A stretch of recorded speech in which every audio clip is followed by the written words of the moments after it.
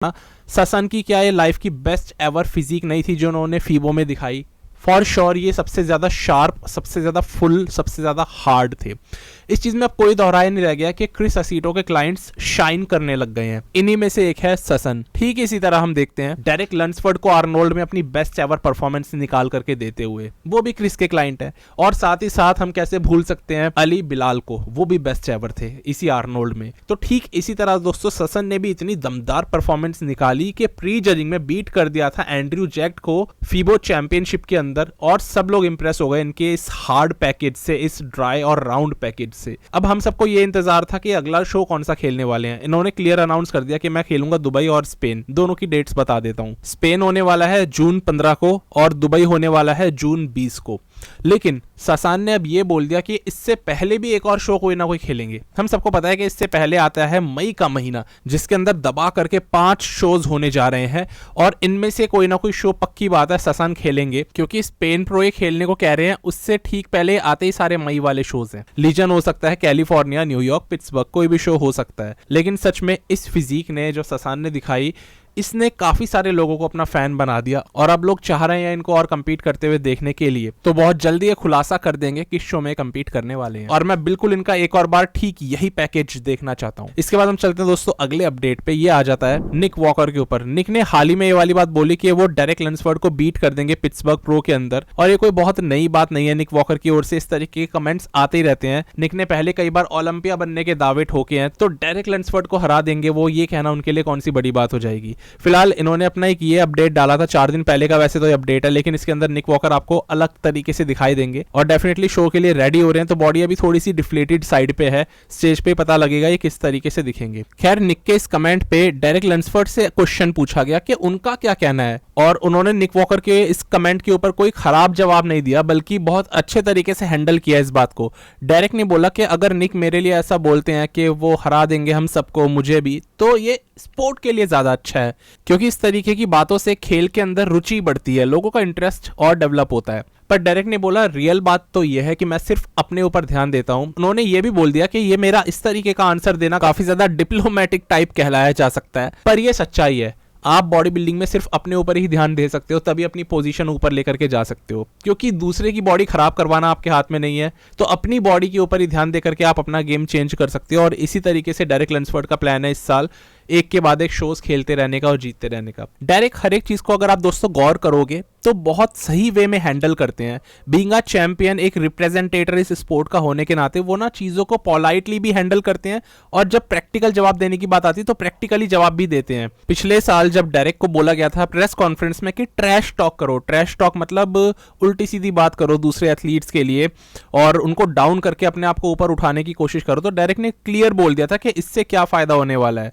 अगर मुझे अपने आप को ऊपर उठाना ही है तो अपनी परफॉर्मेंस स्टेज पे दिखा करके उठा दूंगा, दूसरे को नीचे गिरा करके मुझे ये काम नहीं करना। ये चीजें पुराने चैंपियंस में कभी नहीं रही जो डेरेक लंसफोर्ड आज के समय पे दिखाते हैं। इस चीज की वजह से डेफिनेटली एक रिस्पेक्ट है इस एथलीट के लिए मेरे मन में। तो ये चीज अभी भी डेरेक ने समझी कि निक वॉकर अगर ऐसा बोल रहे हैं, उनकी आदत ही ऐसी है, वो पर्सनली जानते भी है डेरेक लंसफोर्ड निक वॉकर को, तो उन्होंने पोलाइट वे में इन चीजों को हैंडल करा, ना कि पलटवार करना शुरू कर दिया। तो यहाँ पर दोस्तों लेकिन एक बात बहुत कमाल की हो रही है कि बहुत सारे लोग निक वॉकर के साइड पे है। इवन तो ये पता है हम सबको कि डेरेक का हमेशा से एक अपर हैंड रहा है, निक वॉकर से वो ऊपर के ही प्लेयर रहे हैं, पर निक वॉकर के फैंस इतने ज्यादा क्रेजी हैं, ऑलरेडी ये मान के बैठे हैं। मैंने पिछली वीडियो में भी बता दिया था कि ये तो मान बैठे हैं अपने दिमाग में कि निक वॉकर ही जीतेंगे इस बार का पिट्सबर्ग प्रो। लेकिन सच बात आप लोग अपने आप से पूछ कर देखो, आपको क्या लगता है कौन ऊपर आएगा? जिस तरीके से डेरेक इंप्रूवमेंट कर रहे हैं, हर एक शो के बाद बदलते जा रहे हैं, क्या उनको ऊपर होना चाहिए, या फिर सच में निक वॉकर के अब सारे अपडेट्स और सारे इंप्रूवमेंट्स इतने काफी हैं जो डेरेक लंसफोर्ड पे भारी पड़ेंगे? ये आप बताना। अगले अपडेट पे बढ़ते हैं, और ये आ जाती है कुछ बड़ी बात। क्रिस असीटो, डेरेक लंसफोर्ड के कोच, हाल ही में एक बयान देते हैं। असीटो ने साफ तौर पे ये बोला, अब सारे के सारे एथलीट्स बड़ी मुश्किल में आ जाएंगे मेरे एथलीट डेरेक की वजह से। मैं क्रिस असीटो को एक बार कोट करता हूं, इन्होंने ये बोला, सारे एथलीट्स बिग टाइम ट्रबल में आ जाने वाले हैं। इसका मतलब डेरेक लंसफोर्ड बहुत ज्यादा आगे चल रहे हैं बाकी सारे एथलीट से जो कंपीट करने जा रहे हैं पिट्सबर्ग प्रो में। पिट्सबर्ग में आपको बता दूं अभी सिर्फ 24 दिन दूर रह गया है, और असीटो के इस क्लाइंट ने जिस तरीके की परफॉर्मेंस निकाल करके आर्नोल्ड में दी थी, रेनिंग मिस्टर ओलंपिया तक को हरा डाला था डेरेक ने, तो कोई बड़ी बात नहीं है कि यहाँ पर निक वॉकर को तो वो हरा ही देंगे, मार्टिन फिट्जवाटर को तो हरा ही देंगे। डेरेक का ग्राफ बहुत तेजी से वापस से क्लाइम कर रहा है। हैनी रम्बॉट को छोड़ देने के बाद डेफिनेटली इनकी जर्नी और बेहतर हुई है, ये बात कहनी बहुत ही बड़ी बात है अपने आप में, क्योंकि ऐसा होता नहीं ना। लेकिन असीटो के सारे क्लाइंट्स जिस तरह से शाइन कर रहे हैं, डेरेक लंसफर्ड पॉसिबली यहाँ पर पिट्सबर्ग प्रो में जीत तो जाएंगे ही, लेकिन मुझे लगता है कि आर्नोल्ड से भी और बेहतर दिख करके जीतेंगे। अभी बहुत सारे लोग ये भी मानने लग गए हैं कि डेरेक इस साल सारे शोज जीतेंगे, यानी आर्नोल्ड हो गया उनका, पिट्सबर्ग में वो जीत जाएंगे और शायद मिस्टर ओलंपिया भी इस साल बन जाए। और अगर ऐसा करते हैं ना डायरेक्ट, तो जे कटलर के बाद ये ऐसे दूसरे मेंस ओपन बॉडी बिल्डर होंगे जो हारने के बाद दोबारा मिस्टर ओलंपिया बनेंगे।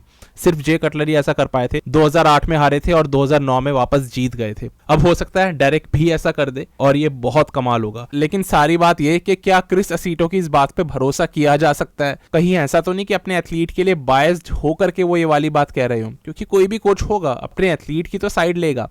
लेकिन असीटो की बातें कई बार सच निकली हैं पास्ट में भी, जब उन्होंने अपने पुराने एथलीट्स के लिए कुछ बड़ी बड़ी बातें बोली है और सामने वाले एथलीट्स के लिए भी बोली है।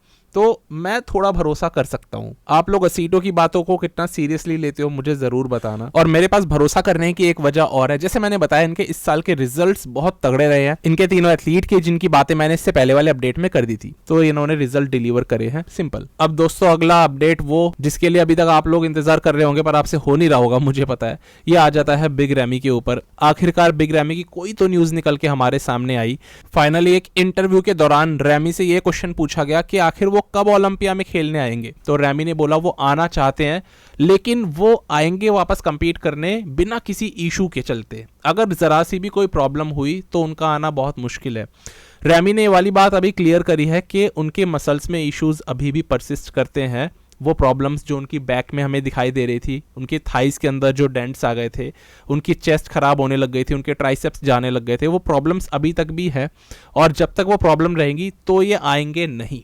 लेकिन फिर भी रैमी एक दिलासा देते हैं और ये बोलते हैं कि मेरे 80% चांसेस हैं कि मैं इस साल के मिस्टर ओलंपिया में वापस कंपीट करने आ सकता हूँ, और वो चाहते हैं जेन्युइनली। इससे ये वाली बात तो क्लियर हो जाती है। अभी से दोस्तों हमने कुछ समय पहले कुछ वीडियोस देखी थी बिग रैमी की, जिसमें सिर्फ एक झलक काफी थी ये समझने के लिए कि अभी इनके इश्यूज किस लेवल पे है। ये मशीन रोज कर रहे थे, टी बार की तरह समझ लो, और उस टाइम जब इनका एक बैक शॉट हमारे सामने आया ना, जिसमें ये पुल कर रहे हैं वेट को, तो आपको समझ आएगा कि इनके कौन से मसल्स का एक्टिवेशन हो रहा है। इनकी लोअर बैक बिल्कुल भी नहीं हिल रही है, जबकि इनकी अपर बैक और रोम्बॉइड मूव कर रहे हैं, स्कैपुला भी मूव कर रहा है, पर लोअर बैक हिल नहीं रही है जरा सी। समझ में इससे आपको आ जाएगा ये कि इनकी लोअर बैक एक्टिवेशन खत्म है अभी बिल्कुल, और कहीं ना कहीं वो एक डिग्रेड जो आ रहा है मसल्स में, जिस भी कमी की वजह से आ रहा है, चाहे डॉक्टर्स ने बोला हो कि इनकी नर्व्स इन्फ्लेम्ड थी, इस वजह से वो मसल्स एक्टिवेट ही नहीं हो पा रही है, पर अभी तक भी वो ठीक तो नहीं हुई है। 2 साल का समय हो गया है बिग रैमी को स्टेज पे स्टेप करे हुए। इन्होंने लास्ट आर्नोल्ड क्लासिक में ही खेला था 2023 में,